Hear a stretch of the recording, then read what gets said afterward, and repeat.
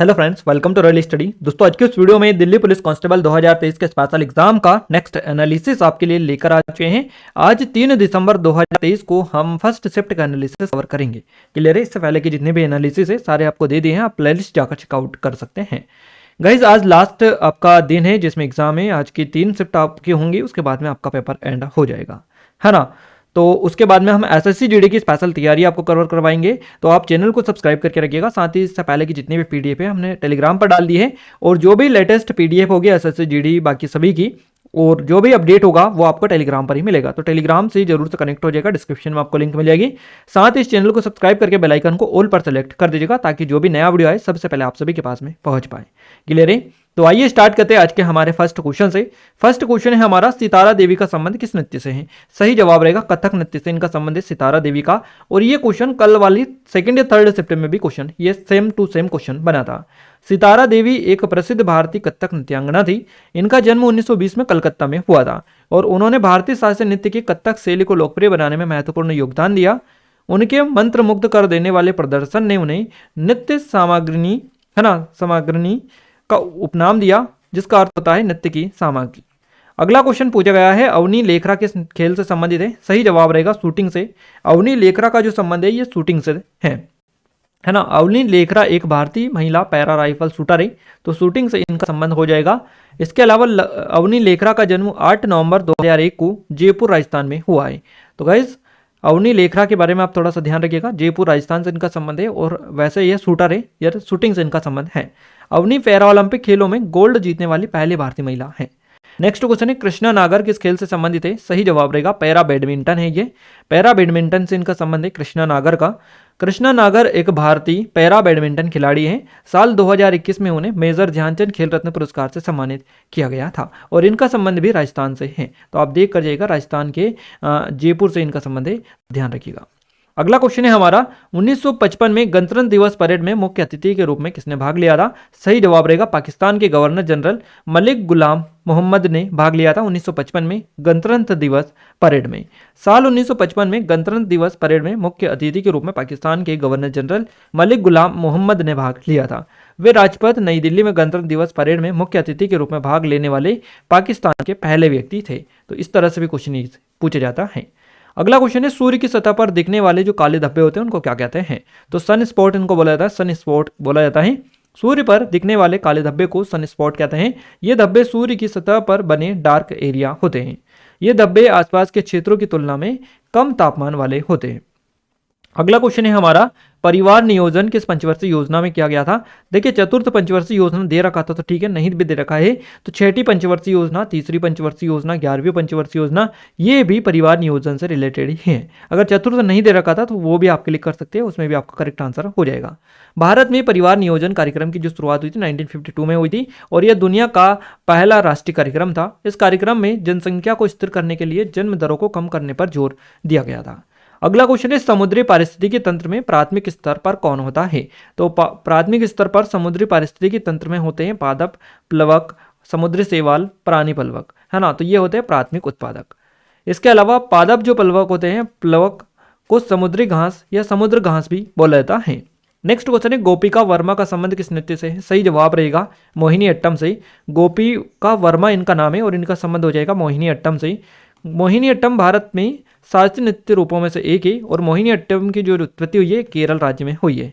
मोहिनी अट्टम का नाम भगवान विष्णु के स्त्री अवतार मोहिनी शब्द से लिया गया है। अगला क्वेश्चन है, कुल कितने आंग्ल मैसूर युद्ध हुए थे, या आंग्ल मैसूर जो युद्ध लड़े गए कुल कितने लड़े गए? तो 4 आंग्ल मैसूर युद्ध हुए थे। पहला जो आंग्ल मैसूर युद्ध था यह 1767 से 1769 में हुआ था। दूसरा आंग्ल मैसूर युद्ध 1780 से 1784 तक चला था। तीसरा आंग्ल मैसूर युद्ध हुआ था 1790 से 92 के बीच में। चौथा आंग्ल मैसूर युद्ध हुआ था 1798 से 1799 के बीच में। तो 4 बेसिकली आंग्ल मैसूर युद्ध लड़े गए थे। अगला क्वेश्चन है, मैंडोलिन, है ना, वादक कौन है? इस तरह से क्वेश्चन था, ये एग्जैक्ट नहीं मिल पाया है। अगला क्वेश्चन है, गयासुद्दीन बलबन की पत्नी का नाम क्या है? ये पूछ लिया गया है इसकी पत्नी का नाम। तो जिल इलाही आपका करेक्ट आंसर रहेगा। गयासुद्दीन बलबन की जो पत्नी थी इसका नाम था जिल इलाही। क्लियर है गाइस? और यहाँ पर मैं आपको एक चीज बता दूं, गुलाम वंश के शासक गयासुद्दीन बलबन की पत्नी का नाम जिल इलाही था, और बलबन ने 1265 से 1286 ईस्वी तक शासन किया था। अगला क्वेश्चन है दांडी मार्च से रिलेटेड क्वेश्चन पूछा गया है। एग्जैक्ट क्वेश्चन ये नहीं मिल पाया कि क्या इसमें क्वेश्चन पूछना चाह रहा था। दांडी मार्च को नमक सत्याग्रह के रूप में भी जाना जाता है और नमक सत्याग्रह की जो शुरुआत हुई महात्मा गांधी ने भारत में ब्रिटिश सरकार द्वारा लगाए गए नमक कर के खिलाफ इन्होंने की थी। अगला क्वेश्चन है सवाना वनस्पति किसमें आती है, तो ये आती है उष्णकटिबंधीय घास के मैदानों के अंतर्गत सवाना वनस्पति। क्लियर है, सवाना वनस्पति उष्णकटिबंधीय घास के मैदानों के अंतर्गत आती है। सवाना को उष्णकटिबंधीय घास के मैदान के रूप में भी जाना जाता है। अगला क्वेश्चन है भारत का दूसरा सबसे साक्षर राज्य कौन सा है, सही जवाब रहेगा मिजोरम। पहले नंबर पर केरल है, आपसे दूसरा पूछा है तो दूसरा राज्य पूछा है, नहीं तो आपका लक्षद्वीप फिर आता है ना। तो आपसे राज्य पूछा है तो मिजोरम आएगा। अगर आपसे पूछता कि भारत का यानी कि भारत का सबसे ज़्यादा जो सबसे साक्षर जो केंद्र शासित प्रदेश है ये कौन सा है, तो ये लक्षद्वीप हो सकता था, बट इस तरह से क्वेश्चन नहीं पूछा है। राज्य पूछा है कि दूसरा सबसे साक्षर राज्य कौन सा है, तो मिजोरम आपका करेक्ट आंसर रहेगा। पहले नंबर पर आता है आपका केरल। क्लियरिंग, इस तरह से क्वेश्चन है। और साक्षरता के दर के मामले में अगर अपन बात करें, केरल की साक्षरता 93.91% है, लक्षद्वीप की है 92.28%, मिजोरम की है 91.58% और बिहार की 63.82%। अगला क्वेश्चन है बजट कौन से अनुच्छेद में आता है, तो बजट जो आता है ये आता है अनुच्छेद 112 में। यानी कि भारतीय संविधान के अनुच्छेद 112 के अनुसार एक वर्ष के केंद्रीय बजट को वार्षिक वित्तीय विवरण यानी कि एनुअल फाइनेंशियल स्टेटमेंट AFS कहा जाता है। तो ये जो बजट आता है 112 अनुच्छेद में आता है। अगला क्वेश्चन है कौन से राज्य का जनसंख्या जो घनत्व है 1000 से अधिक है या फिर 100 आपको इस तरह से दे रखा था। अगर 1000 दे रखा था तो बिहार पश्चिम बंगाल हो जाएगा, क्योंकि इनका जो जनसंख्या घनत्व है ये है 1000 से ज़्यादा, क्योंकि बिहार का है 1106 प्रति व्यक्ति यानी कि व्यक्ति प्रति वर्ग किलोमीटर और पश्चिम बंगाल का है 1028 व्यक्ति प्रति वर्ग किलोमीटर। ठीक है, इस तरह से आपका करेक्ट आंसर हो जाएगा। इन दोनों में से एक ऑप्शन में आपको मिला होगा।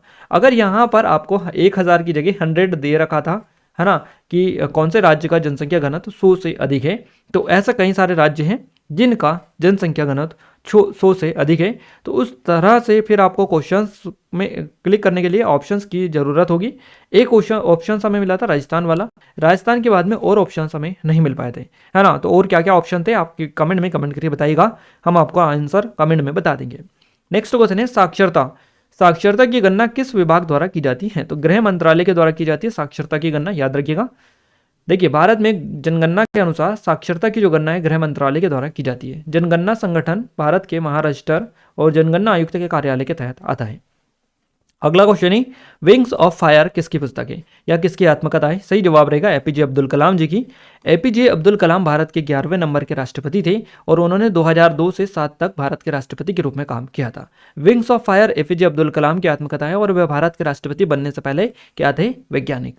अगला क्वेश्चन है अनुच्छेद 31-32 किससे संबंधित है। इस तरह से क्वेश्चन आई थिंक बना था या फिर अनुच्छेद 31-32 से और कोई क्वेश्चन बना होगा, बट यहाँ पर इसी तरह से क्वेश्चन 31-32 आर्टिकल आपका पूछा था। तो अनुच्छेद 31 जो है इसके द्वारा गारंटीकृत संपत्ति का अधिकार 44वें संवैधानिक संशोधन 1978 द्वारा एक मौलिक अधिकार को हटा दिया गया, है ना। और अनुच्छेद जो 32 है यह संवैधानिक उपचार के अधिकार से रिलेटेड है। नेक्स्ट क्वेश्चन है उष्णकटिबंधीय सवाना का संबंध किससे है, तो उष्णकटिबंधीय सवाना जलवायु में वर्षा उष्णकटिबंधीय मानसूनी जलवायु से कम होती है। सवाना नामक ऊंची मोटी घास की उपस्थिति के कारण AW और AS जलवायु होती है, जिसे अक्सर उष्णकटिबंधीय सवाना कहा जाता है। अगला क्वेश्चन है द्रव को गैस में बदलने की प्रक्रिया को क्या कहते हैं, तो उसको वाष्पीकरण बोला जाता है। नेक्स्ट क्वेश्चन है HPCI, है ना, HPCL की रिफाइनरी राजस्थान के कौन से जिले में है, तो ये बाड़मेर जिले में है। HPCL की रिफाइनरी जो है राजस्थान के बाड़मेर जिले में है और जनवरी 2018 में भारत के प्रधानमंत्री ने HPCL राजस्थान रिफाइनरी लिमिटेड का उद्घाटन किया था। यह राजस्थान के बाड़मेर में स्थित है। अगला क्वेश्चन है भारतीय चुनाव आयोग की स्थापना कब हुई थी, सही जवाब रहेगा 25 जनवरी 1950 को भारतीय चुनाव आयोग की स्थापना हुई थी। अनब्रेकेबल पुस्तक किसकी है या किसकी आत्मकथा है अनब्रेकेबल, तो सही जवाब रहेगा मेरी कॉम। इसके अलावा शंकर देव से भी रिलेटेड क्वेश्चन बनाए, ये एग्जैक्ट नहीं मिल पाया है। देखिए सत्रिया जो नृत्य है शैली, इसको श्रीमंत शंकर देव द्वारा 15वीं शताब्दी में प्रस्तुत किया गया था, है ना। तो इस तरह से ये क्वेश्चन था, इन्हीं से रिलेटेड क्वेश्चन आपका पूछा गया है। नेक्स्ट क्वेश्चन है फ्रांस की क्रांति से जुड़े शब्द कौन से है, तो स्वतंत्रता, समानता, बंधुता और गणतंत्र, ये जो है फ्रांस की क्रांति से जुड़े हुए शब्द हैं। अगला क्वेश्चन है HSRA, है ना, HSRA की स्थापना कौन से वर्ष में की गई थी, 1924 आपका करेक्ट आंसर रहेगा, यानी कि Hindustan socialist Republican association HSRA ये होता है और इसकी स्थापना की गई 1928 में, माफ कीजिएगा 1928 में इसकी स्थापना की 1928 में। है ना। 1928 में दिल्ली के फिरोज शाह कोटला में की स्थापना हुई है और चंद्रशेखर आजाद के नेतृत्व में HRA का नाम बदलकर Hindustan socialist Republican association HSRA कर दिया गया। तो 1928 आप यहाँ पर कर लीजिएगा 1928। क्लियर है, इसमें इसकी स्थापना हुई थी। आइए नेक्स्ट बात करते हैं अपन कंप्यूटर की। कंप्यूटर में MS वर्ड से क्वेश्चन आपका बना है, MS एक्सेल से क्वेश्चन आपका पूछा गया है, शॉर्टकट की से क्वेश्चन बना है और ईमेल से भी क्वेश्चन आपका पूछा गया है। यानी कि कुल मिलाकर जो क्वेश्चंस पूछे गए हैं वो लगातार उन्हीं टॉपिक से पूछे जा रहे हैं जो लगातार आपके एग्जाम में पूछे जा रहे थे।